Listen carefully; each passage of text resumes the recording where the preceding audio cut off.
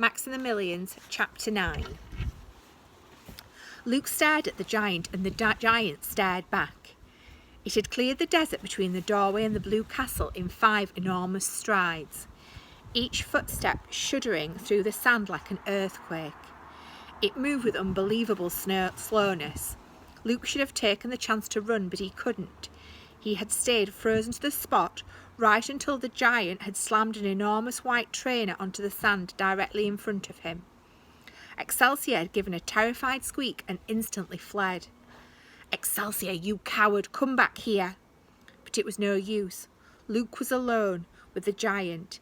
He had watched in speechless terror as it leaned towards him like a mountain falling to earth, until it was so close that Luke could feel its breath pounding on the sand like a hurricane. And then he had seen its face. Luke knew at once that it wasn't the Great One. It was a monster. Luke had never seen anything so terrifying before. It had eyes that stuck out of its head on great glass stalks, and vast machines where its ears should be.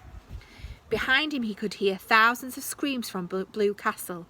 His people were terrified too. They needed protecting. They needed a king. "Oh, crud," Luke whimpered. He reached down and picked up the crown and the sword with shaking hands. He could already hear his father's voice inside his head. "Luke, what are you doing?" "I'm going to kill the giant. That's the stupidest thing I've ever heard. I have to. I'm king.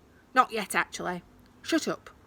Luke gripped the sword with both hands, took a deep breath and looked up. He was shocked by what he saw. The giant had changed. Its long stalk eyes were gone. In fact, its eyes were now just like Luke's. The giant didn't look scary anymore.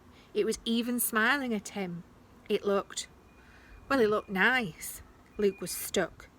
Was he still supposed to kill the giant, even if he was smiling? That didn't seem very friendly.